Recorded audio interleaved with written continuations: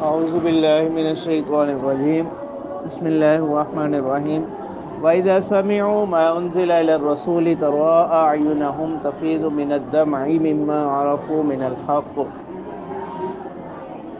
اور جب سنتے ہیں ما انزل الی الرسول، وہ چیز جو اتاری گئی، نازل کی گئی رسول کی طرف، ترا اعینہم تفیض من الدمع، آپ دیکھتے ہو ان کی آنکھوں کو، تفیض من الدمع، کہ وہ بہتی ہیں آنسوؤں سے، کہ وہ بہتی ہیں آنسوؤں سے، مما عرفوا من الحق، ان چیزوں سے جو انہوں نے پہچان لی حق میں سے، یقولون ربنا آمنا، اور وہ کہتے ہیں کہ اے ہمارے پروردگار ہم ایمان لائے، فاکتبنا مع الشاہدین، اور ہمیں لکھ دیجئے کن کے ساتھ، ہم شاہدین،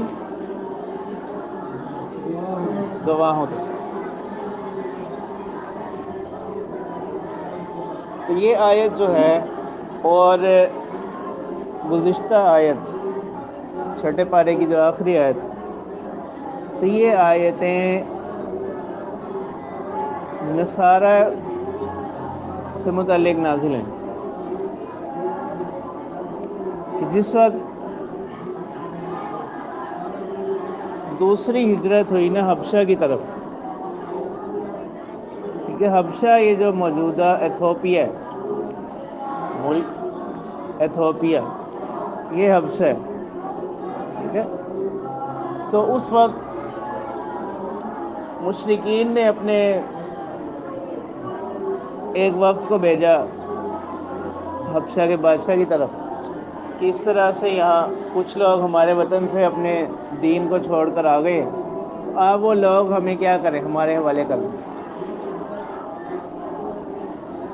چونکہ یہ جو حبشہ کے بادشاہ تھے نجاشی، ان کے بارے میں یہ مشہور تھا کہ یہ لوگ انصاف کرنے والے لوگ، تو پھر انہوں نے کہا کہ انہوں نے مسلمانوں کو بلوایا، تو مسلمانوں نے کہا کہ ایسی کوئی بات نہیں ہے۔ تو ایک طویل تقریر حضرت جعفر رضی اللہ تعالیٰ عنہ نے نجاشی کے دربار میں کی، انہوں نے بتلایا نا اپنی قوم کا سارا پس منظر بتلایا، اور اس میں انہوں نے پھر بتلایا کہ کس طرح اس رسول صلی اللہ علیہ وسلم کی آمد سے ہماری قوم کی جو کایا ہے وہ پلٹی ہے، اس کی بنا پر لوگ ان کے کیا ہو گئے، خلاف ہو گئے، اور مسلمان ان پر جو ایمان لانے والے لوگ ہیں وہ کمزور ہیں۔ تو پھر نجاشی نے کہا کہ اچھا ایسا کریں آپ کہ جو کچھ کلام ان پر اترتا ہے نا، اس کا کچھ حصہ مجھے پڑھ کر سنائیں۔ تو پھر انہوں نے سورہ مریم کی ابتدائی آیات ان کی تلاوت شروع کی، تو نجاشی کی آنکھوں میں آنسو آ گئے۔ اس نے کہا کہ یہ تو وہی، اس نے ایک تنکا اٹھایا اور اس نے کہا کہ جو کچھ حضرت عیسیٰ علیہ السلام سے متعلق تمہارے نبی نے فرمایا، اور جو کچھ ان کے بارے میں عیسائیت میں ہے تعلیمات، ان دونوں میں اس تنکا کے برابر بھی کیا نہیں ہے، فرق نہیں۔ یعنی جو تمہارے نبی کی تعلیمات ہیں عیسیٰ علیہ السلام سے متعلق، وہ ان تعلیمات سے تنکا بھر بھی زائد نہیں۔ تو یہ چوتھی جماعت ہے نصارہ کی، جو اہل حق ہے، جو حضرت عیسیٰ علیہ السلام سے متعلق یہی عقیدہ رکھتے ہیں جو کس کا ہے، اہل اسلام کا، کہ حضرت عیسیٰ علیہ السلام اللہ کے بندے اور رسول ہیں۔ پھر روایات میں آتا ہے کہ ایمان بھی لے آئے، اور آپ صلی اللہ علیہ وسلم کے پاس ایک قاصد بھی بھیجا، اور اپنے وہاں سے علماء کا ایک وفد وہاں بھجوایا۔ تو یہ ان لوگوں کی طرف، ان لوگوں کا تذکرہ ہے شاید۔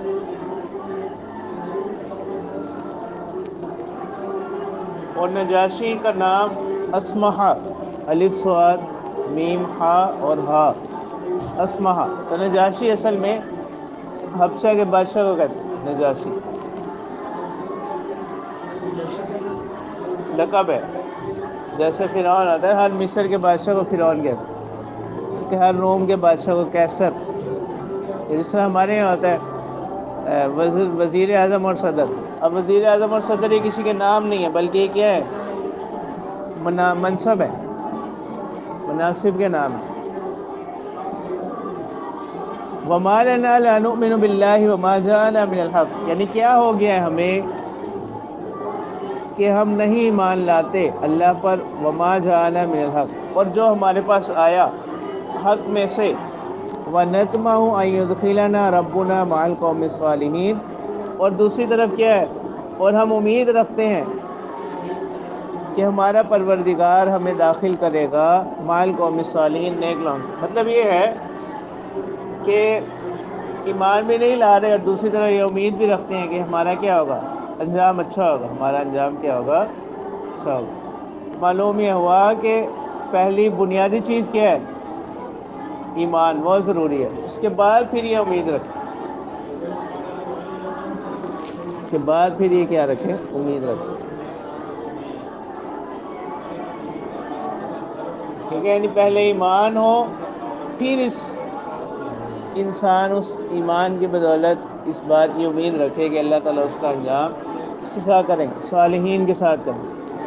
جیسے امام ابو حنیفہ رحمہ اللہ کی طرف منسوب ہے شعر، احب الصالحین ولست منہم، کہ میں صالحین سے کیا رکھتا ہوں؟ محبت رکھتا ہوں، اگرچہ میں ان میں سے نہیں، یعنی اپنے آپ کو میں ان میں شمار نہیں کرتا. لعل اللہ یرزقنی صلاحا، یعنی اس محبت کی برکت سے شاید کہ اللہ تعالیٰ کیا کریں؟ مجھے نیکی کی کیا کریں؟ توفیق دے. فَأَثَابَهُمُ اللَّهُ بِمَا قَالُوا جَنَّاتٍ تَجْرِي مِن تَحْتِهَا الْأَنْهَارُ خَالِدِينَ فِيهَا، اللہ تعالیٰ نے ان کو بدلہ دیا بسبب اس کے جو انہوں نے کہا، جنات تجری من تحتها الانہار، ایسے باغات کی جس کے نیچے سے نہریں بہتی ہیں، خالدین فیہا، وہ اس میں ہمیشہ رہیں گے. وذالک جزاء المحسنین، اور یہی بدلہ ہے نیکیاں کرنے والوں کا، احسان کرنے والوں کا، یعنی اخلاص کے ساتھ عمل کرنے والے لوگ. والذین کفروا وکذبوا بآیاتنا اولئک اصحاب الجحیم، اس کے برعکس وہ لوگ جنہوں نے کفر کیا اور جھٹلایا ہماری نشانیوں کو، یہی لوگ کیا ہیں؟ دوزخ والے ہیں. یا ایھا الذین آمنوا لا تحرموا طیبات ما احل اللہ لکم ولا تعتدوا، یہاں سے 15واں حکم اس سورہ کا بیان کیا جا رہا ہے. وہ یہ کہ گزشتہ آیات میں عیسائیت کی مدح کی گئی اور اس میں اس کا ایک سبب یہ بتلایا گیا، ذالک بأن منهم قسیسین و رہبان. تب یہاں سے اللہ تعالیٰ رہبانیت کی ممانعت فرما رہے. یہاں سے کیا کیا جا رہا ہے؟ رہبانیت کی ممانعت فرما رہے ہیں. یعنی رہبانیت یہ نہیں ہے کہ انسان دنیا کو چھوڑ کر بالکل الگ تھلگ ہو جائے، اور نہ ہی اس کا نام دین ہے، نہ ہی اس کا نام دین.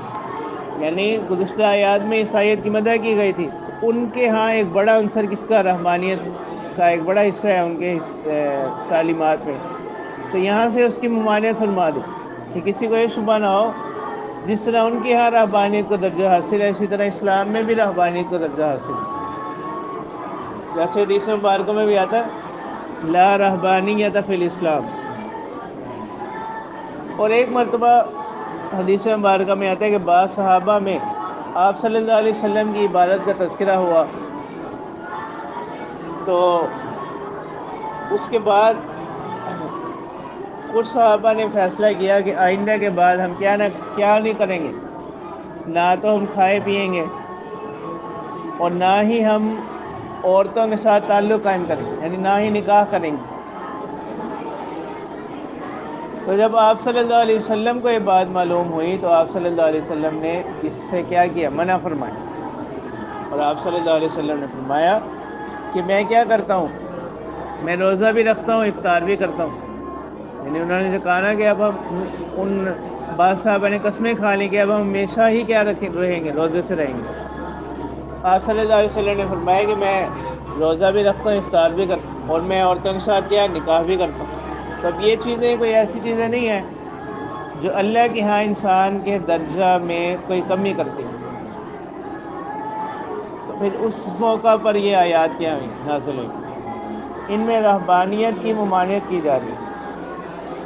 اللہ تعالیٰ فرما رہے ہیں یا ایھا الذین آمنوا لا تحرموا طیبات ما احل اللہ لکم، اے وہ لوگوں جو ایمان لائے، لا تحرموا مت حرام کراؤ، مت حرام ٹھہراؤ، طیباتی ان پاکیزہ چیزوں کو، ما احل اللہ لکم جو اللہ نے تمہارے لیے کیا کیے حلال کیے، ولا تعتدوا اور حد سے تجاوز نہ کرو، اور کیا نہ کرو، ان اللہ لا يحب المعتدین، یعنی جو حکم جتنا ہے اس کو اسی تک رکھو، بے شک اللہ تعالیٰ نہیں پسند کرتے حد سے تجاوز کرنے والوں کو۔ تو یہ آیات اگرچہ یہ آیت خاص پس منظر میں نازل ہوئی، لیکن ان کے الفاظ عام ہیں، ان کے الفاظ عام ہیں۔ تو اب قیامت تک کے ایمان والوں کو یہ حکم دیا جا رہا ہے۔ اب کسی چیز کو، کسی حلال چیز کو کیا کرنا، حرام قرار دینا، یہ تین طرح سے ہوگا۔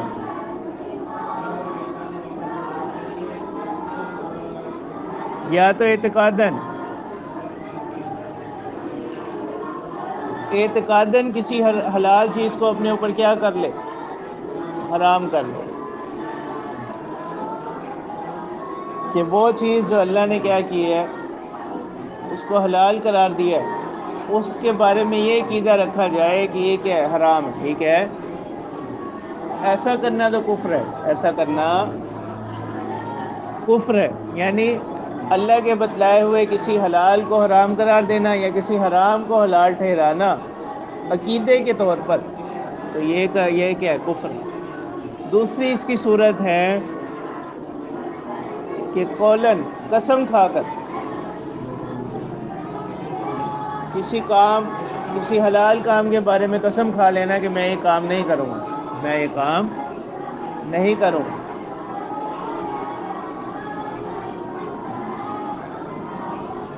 اس کا حکم یہ ہے کہ ایسی صورت میں اس کو چاہیے کہ یہ کیا کرے،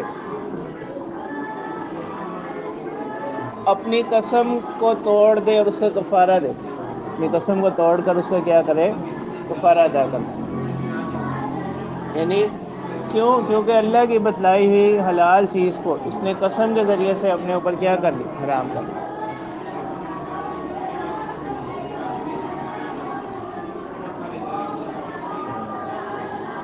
تو یہ ایک طرح کی کیا ہے، اللہ کی نعمتوں کی ناشکری ہے۔ تو اب اس کو چاہیے کہ یہ کیا کر لے، اپنی قسم توڑ کر اس کا کفارہ ادا کرے۔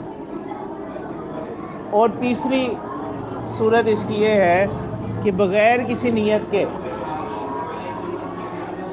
بغیر کسی نیت کے کسی حلال کو کیا، کسی حلال چیز سے رک جانا، کسی حلال چیز سے رک جانا، یعنی نیت کوئی نہ ہو، ویسے اس کا استعمال چھوڑ دو، ٹھیک ہے۔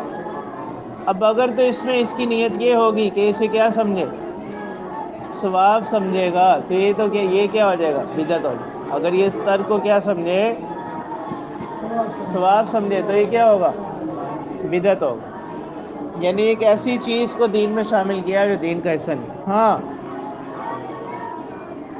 بعض مرتبہ کسی چیز کو چھوڑنا وہ ہوتا ہے کسی روحانی یا جسمانی بیماری کی وجہ سے، کسی حلال کو ترک کرنا کسی روحانی یا جسمانی بیماری کی وجہ سے، یعنی کوئی ایسی بیماری ہے جسمانی طور پر کہ جس میں کسی چیز سے اس کو منع کر دیا گیا کہ یہ چیز آپ نے نہیں کھانی، وہ ویسے حلال ہو، یا اسی طرح کسی حلال کام سے، کسی حلال چیز سے کس نے روک دیا، پیر نے یا مسلح نے روک دیا، کوئی اس کے اندر کوئی روحانی کمی دیکھی، تو اس کے علاج کے لیے، اس کے تو روحانی یا جسمانی علاج کے لیے کسی حلال چیز سے رک جانا یہ اس ممانعت میں کیا نہیں ہے اور اس رہبانیت کے حکم میں شامل نہیں ہے۔ تو بعض جو صوفیاء کے واقعات میں یہ چیز ہمیں ملتی ہے کہ وہ کسی حلال چیز کے استعمال سے رک گئے، تو وہاں اسی قسم کا رکنا میرا مراد ہے بطور علاج کے، تو ان کے بارے میں نہیں ہے، گمان نہیں ہو سکتا، اور انہوں نے اعتقاداً اس کو کیا سمجھ لیا، حرام سمجھ لیا، تو وہ تیسری صورت میں داخل ہے۔ ٹھیک ہے، تو یہ تھا 15واں حکم اس صورت کا رہبانیت سے متعلق۔ بلکہ اللہ تعالیٰ کیا فرمانے ہیں، وَكُلُوا مِمَّا رَزَقَكُمُ اللَّهُ حَلَالًا طَيِّبًا، اور کھاؤ ان چیزوں میں سے جو اللہ نے تمہیں رزق دیا، حلال پاکیزہ۔ وَاتَّقُوا اللَّهَ الَّذِي أَنْتُمْ بِهِ مُؤْمِنُونَ، اصل اللہ کی نافرمانی کا سبب کیا ہوتا ہے؟ تقوی میں کمی کا آ جانا، ٹھیک ہے، تقوی کا کمزور ہو جانا، تب اسی کی طرف اشارہ کیا جا رہا ہے، وَاتَّقُوا اللَّهَ الَّذِي، اللہ سے ڈرو، انتم بِهِ مُؤْمِنُونَ، جس ذات پر تم کیا کرنے والے ہو، یقین لانے والے ہو، ایمان لانے والے، یعنی جس ذات پر تم ایمان لائے ہو اس ذات سے کیا کرو، ڈرتے رہو۔ لا يؤاخذكم الله باللغو في ايمانكم، 16واں حکم اس صورت کا وہ یہ کہ اللہ تعالیٰ فرما رہے ہیں لا يؤاخذكم الله باللغو في ايمانكم، اللہ تعالیٰ نہیں گرفت کرتے تمہاری باللغو فی ایمانکم، لغو چیزوں پر، لغو باتوں پر، فی ایمانکم تمہاری قسموں میں، تمہاری یہ یمین کی جمع ایمان، تمہاری قسموں میں جو لغو قسم کی باتیں ہوتی ہیں، جو لغو قسمیں ہوتی ہیں، ان پر اللہ تعالیٰ کوئی گرفت، کوئی مواخذہ نہیں کرتے۔ وَلَٰكِن يُؤَاخِذُكُم بِمَا عَقَّدتُّمُ الْأَيْمَانَ، بلکہ اللہ تعالیٰ جو تمہارا مواخذہ کرتے ہیں وہ ان قسموں پر جو تم کیا کر لو، عقدتم الایمان، پختہ قسمیں کھا لو، کیا کر لو، پختہ قسمیں کھا لو۔ فکفارتہ، تو اب اگر کوئی ایسی قسم کھا لے اس کا کفارہ کیا ہوگا، فکفارتہ اطعام 10 مساکین من اوسط ما تطعمون اہلیکم، کھانا کھلانا ہے 10 مساکین کو صبح شام کا، ٹھیک ہے، من اوسط ما تطعمون، متوسط درجے کا کھانا، ما تطعمون اہلیکم، جو تم کھلاتے ہو اپنے گھر والوں کو، او کسوتہم، یا 10 لوگوں کو کیا کرنا، کپڑے پہنا دینا، 10 لوگوں کو کیا کر دینا، کپڑے پہنا دینا، ان کو جوڑے دے دینا، او تحریر رقبہ، یا تیسری صورت یہ ہے غلام کو آزاد کرنا، کس کو آزاد کرنا، تو یہ 3 اختیار دیے گئے۔ اب اللہ تعالیٰ فرما رہے ہیں فَمَن لَّمْ يَجِدْ فَصِيَامُ 3 ایام،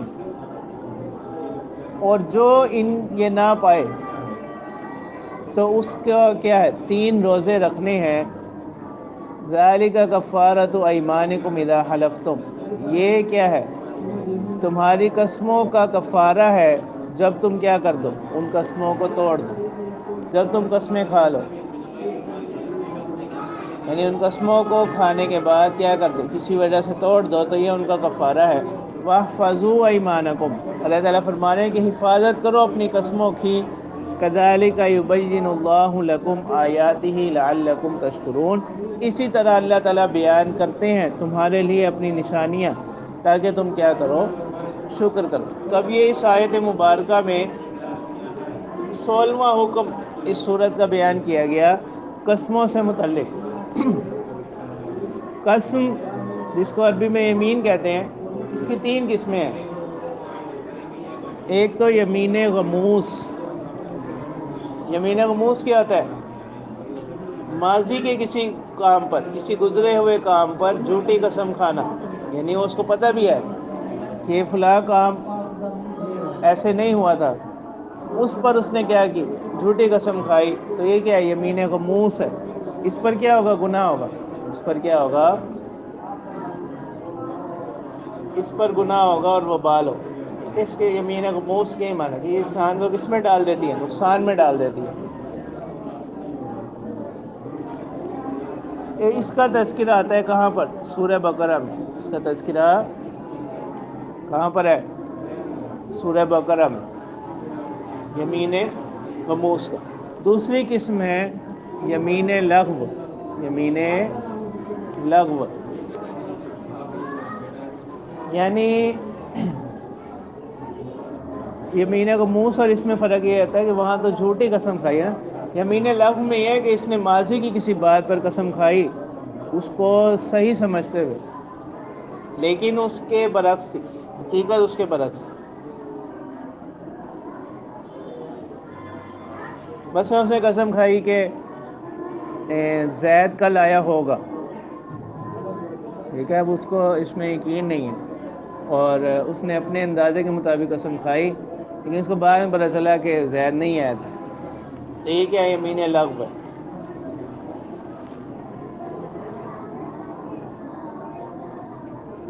تیسری صورت ہے یمین منعقدہ۔ یہ ہوتی ہے کہ مستقبل کے کسی کام پر، مستقبل میں کسی کام کے کرنے یا نہ کرنے پر کیا کرنا؟ قسم کھا لے۔ منعقدہ، منعقدہ یعنی یہ قسم کی صورتوں میں سے، اقسام میں سے وہ قسم ہے جو کیا ہوتی ہے؟ منعقد ہو جاتی ہے۔ مستقبل میں کسی کام کے کرنے یا نہ کرنے پر کیا کر لینا؟ قسم کھا لینا۔ تو اس میں کیا ہوگا؟ اگر اس کو توڑے گا تو اس پر کیا ہوگا؟ کفارہ ہوگا، اور اس کی بعض صورتوں میں گناہ بھی ہوگا۔ اگر ایسی قسم کو توڑ دے گا تو اس میں کیا ہوگا؟ کفارہ ہوگا، اور اس کی بعض صورتوں میں گنہگار بھی ہوگا، اس کی بعض صورتوں میں گنہگار بھی ہوگا۔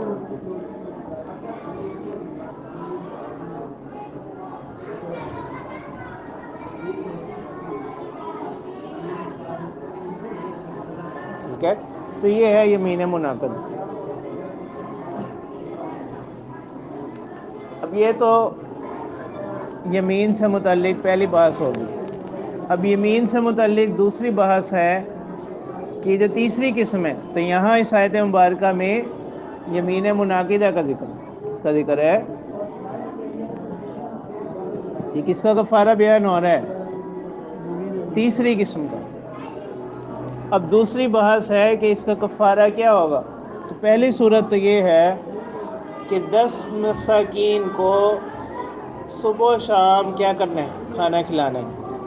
اور اس میں پھر یہ بھی تفصیل ہے کہ اگر تو چاہیں کیا کریں، ان کو کھانا ویسے دے دیں، کھانا کیا کریں ویسے بھی دیا جا سکتا ہے، 10 دن ان کو بلا کر، کسی ایک مسکین کو بھی 10 دن بلا کر کیا جا سکتا ہے؟ یہ بھی کیا جا سکتا ہے، ٹھیک ہے۔ اور یہ بھی ہو سکتا ہے کہ 10 مسکینوں کو بلا کر ان کو یعنی کوئی کھانے کی مقدار کیا کر دی جائے، لے کر دے دی جائے، ٹھیک ہے، کوئی جنس لے کر دے دی جیسے، تو یہ کس کے مطابق ہو؟ یہ صدقۃ الفطر کی مقدار کے برابر، جو اس کی مقداریں ہوتی ہیں تو یہ اتنی مقدار کے برابر ہو، یا تو کھانا کھلا دیں یا اس کو کوئی راشن وغیرہ لے کر دیں، تو یہ ایک مسکین کے لیے کتنا ہوگا؟ صدقہ فطر کی مقدار کے برابر ہے، جو اس کی مقداریں آتی ہیں نا، گندم ہے، کشمش ہے، کھجور ہے، اور جو یا گندم ہے اس کے ساتھ آٹا آ جائے گا۔ اور یہ کیسا ہونا چاہیے؟ کھانا جو کھلانا ہے وہ کیسا ہونا چاہیے؟ متوسط درجے، یعنی جس طرح کا کھانا خود کھاتے ہیں۔ اسی طرح کسوہ سے مراد یعنی ایسے کپڑے ہوں جو اس کے سطر کو کیا کر لیں؟ ڈھانپ لیں، جو اس کے سطر کو کیا کر لیں؟ ڈھانپ لیں۔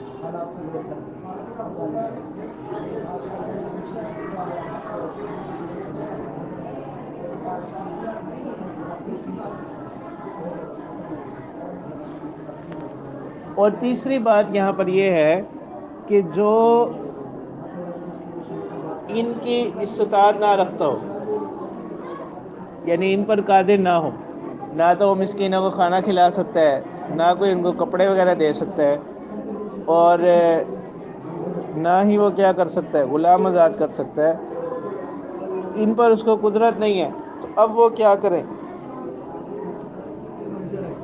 اللہ تعالیٰ فرما رہے ہیں فَصِيَامُ ثَلَاثَةِ أَيَّامٍ، 3 روزے رکھنے ہیں، اور احناف کے ہاں یہ 3 روزے اس نے مسلسل رکھنے ہیں۔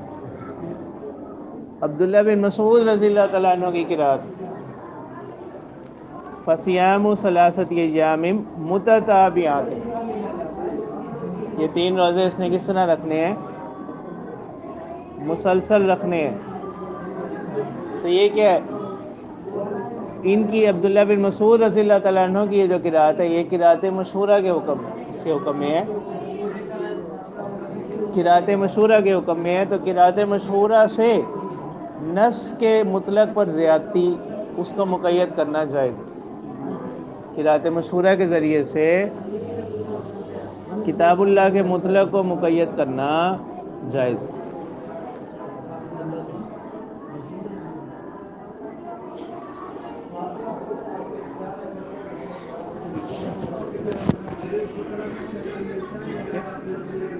تو یہ قرات مشہورہ ہے، اور قرات مشہورہ سے کتاب اللہ کے مطلق کو مقید کرنا جائز ہے۔